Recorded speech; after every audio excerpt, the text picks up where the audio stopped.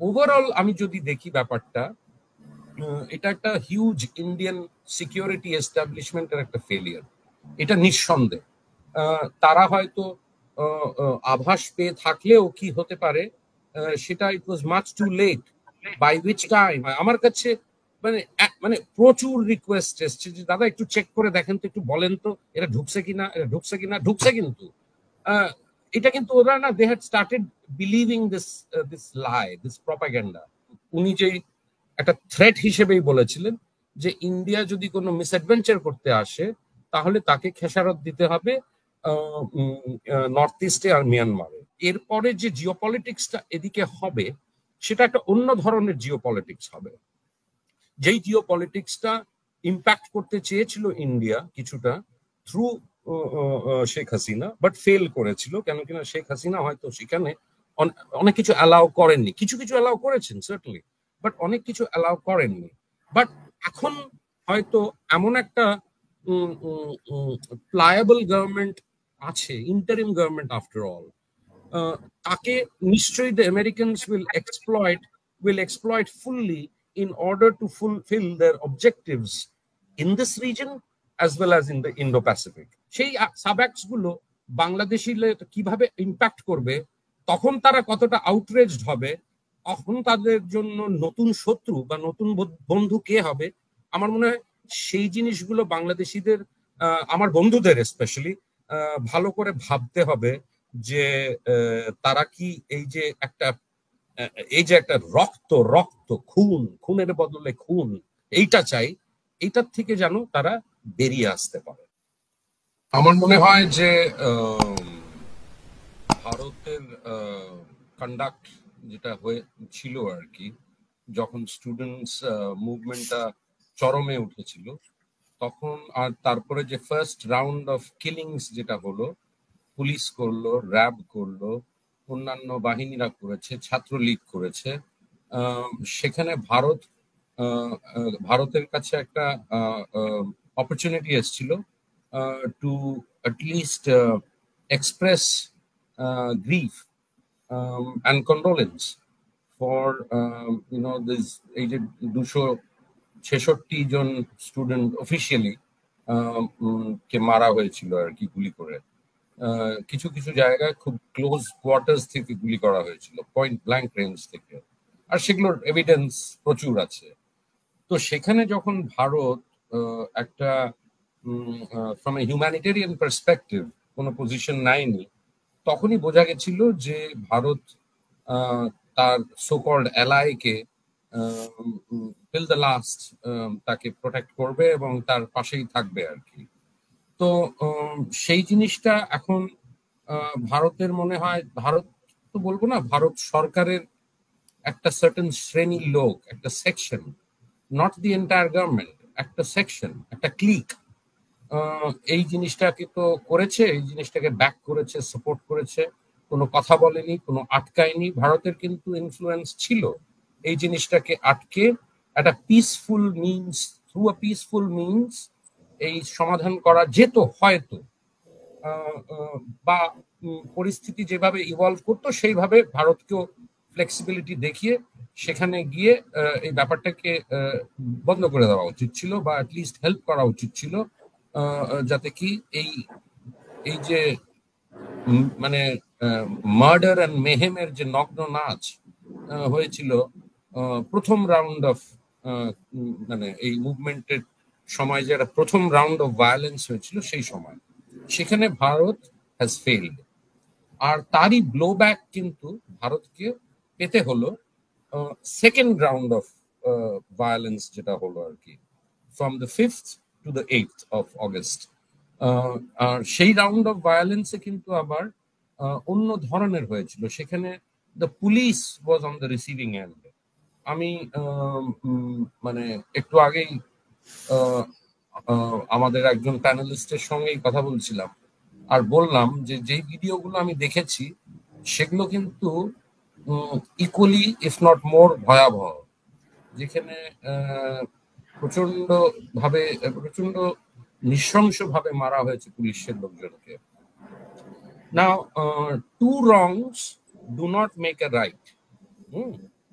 আহ, আওয়ামী লীগের লোকজনরা, পুলিশের লোকজনরা, ছাত্রদলের লোকজনরা, র্যাবের লোকজনরা যেভাবে আক্রমণ করে স্টুডেন্টসদের মেরেছিল, ঠিক উল্টো ভাবেই কিন্তু মানে আমি তো এখানে স্টুডেন্টসদের কোনোদিনও বলবো না তারা এই ধরনের মৃত্যু ঘটাতে পারে। হুম, এর মধ্যে নিশ্চয়ই there was some other element of some other political organization, and in all probability আমি এখানে I will not mince words, এখানে সার্টেনলি শিবিরের লোকজনদের হাত ছিল। এই স্টুডেন্টস গুলো যারা আন্দোলনটাকে লিড করছে তাদের দেখে তো মনে হয় তারা মোটামুটি ভদ্র ব্যাকগ্রাউন্ডের, দে হ্যাভ আন্ডারগ্রাউন্ড ট্রেনিং, সেটা নিয়ে পরে আলোচনা হবে, বাট তারা হয়তো এই নৃশংসভাবে তাদের যারা অন্য স্টুডেন্টসরা আছে আন্দোলনের সঙ্গে জড়িত তাদের নিশ্চয়ই তারা বলতে পারবে না বা বলেনি যে পুলিশের লোকজনদের এইভাবে মারা হোক। তো এটা এটা ঘটেছে আর কি। ওভারঅল আমি যদি দেখি ব্যাপারটা, এটা একটা হিউজ ইন্ডিয়ান সিকিউরিটি এস্টাবলিশমেন্টের একটা ফেলিয়ার, এটা নিঃসন্দেহ। তারা হয়তো আভাস পেয়ে থাকলেও কি হতে পারে সেটা it was much too late, by which time মানে পরিস্থিতি যেভাবে এগোচ্ছিল, the speed at which events were unfolding was beyond the comprehension of Indian policymakers.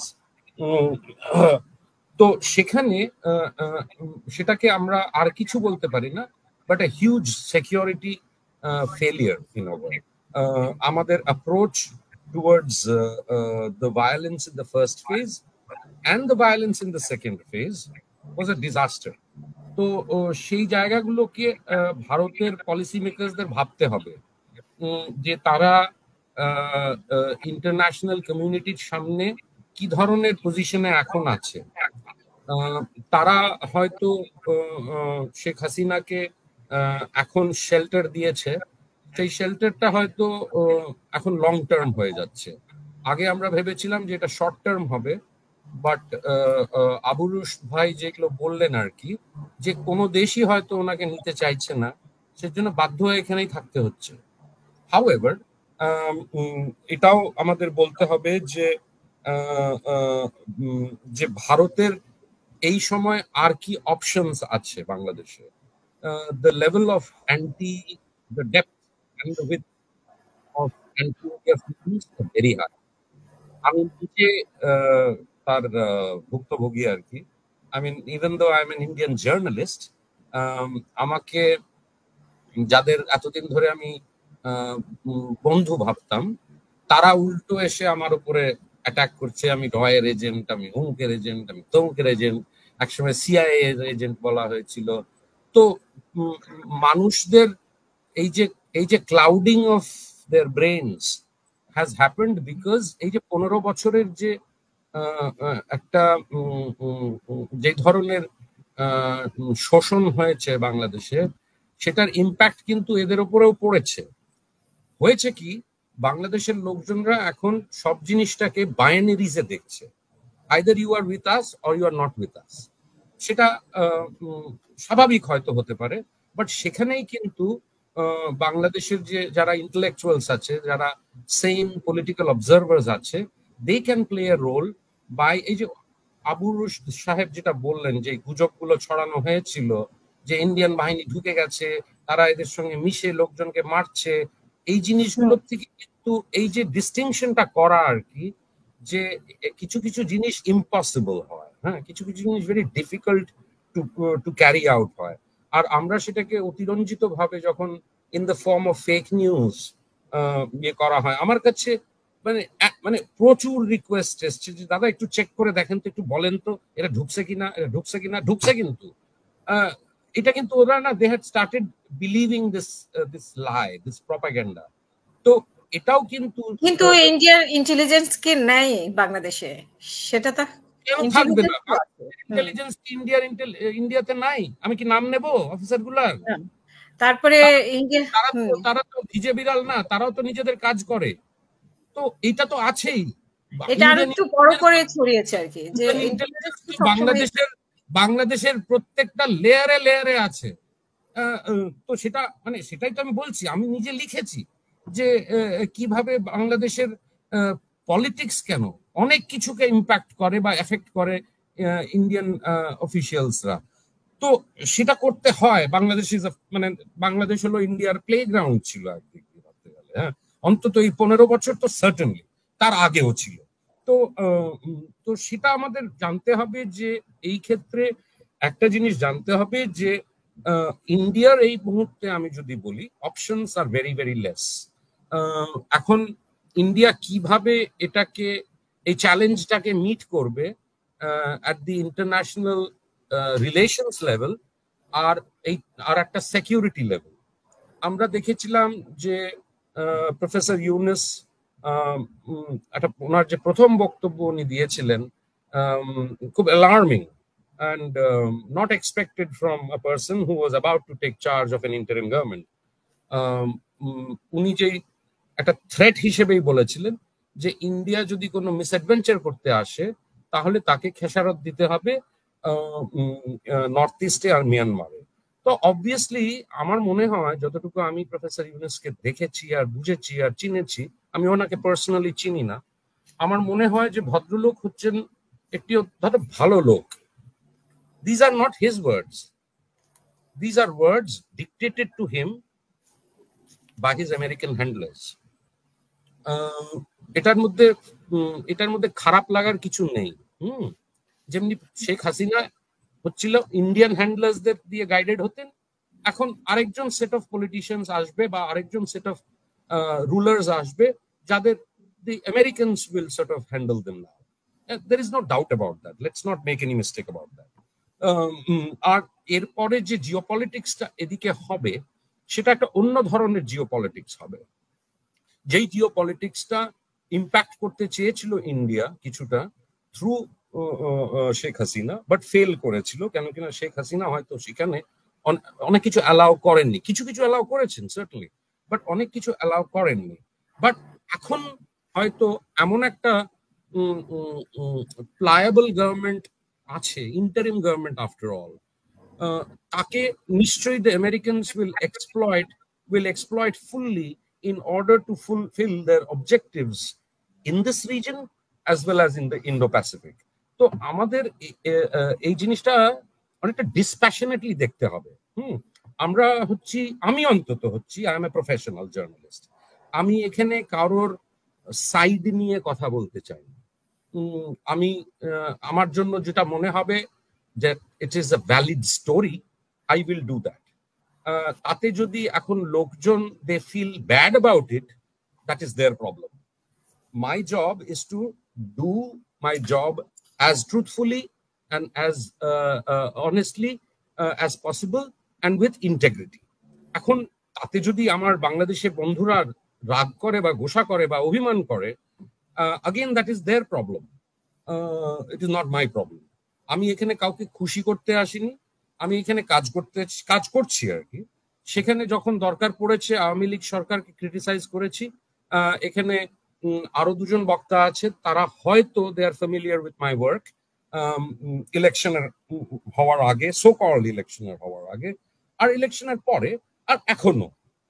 তো সেই জায়গাটাকে আমার আপনার শো এর মাধ্যমে আমি বলতে চাই বাংলাদেশের মানুষদের, জনগণকে, যে আপনারা, আমি বুঝতে পারছি আপনাদের এক ধরনের সেকেন্ড ফ্রিডম হয়েছে, which is absolutely well respected, আর হয়েছে, there is no doubt about it, but try to মানে যারা শিক্ষিত লোকজন, যারা বোঝে জিনিসগুলো বা আশা করি বোঝে, তাদের যেন এই জিনিসটা আরেকটু ডিসপ্যাশনেটলি দেখতে হবে, আরেকটু পেছনে সরে আরেকটু লং ভিউ, মানে একটু স্লাইটলি লঙ্গার টার্ম ভিউ থেকে দেখতে হবে যে জিওপলিটিক্যালি কি হচ্ছে। আমার মনে হয় বাংলাদেশের জার্নালিস্টদের কাজটা কিন্তু সেটা।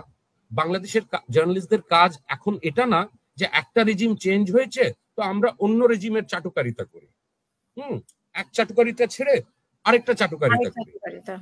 তারা যদি এই ফ্রিডমটা পেয়ে থাকে, তাদের কিন্তু এই জিনিসগুলো অনেক ডিসপ্যাশনেটলি দেখতে হবে এবং রিপোর্ট করতে হবে বা কমেন্ট করতে হবে যে জিওপলিটিক্সটা কি হতে চলেছে।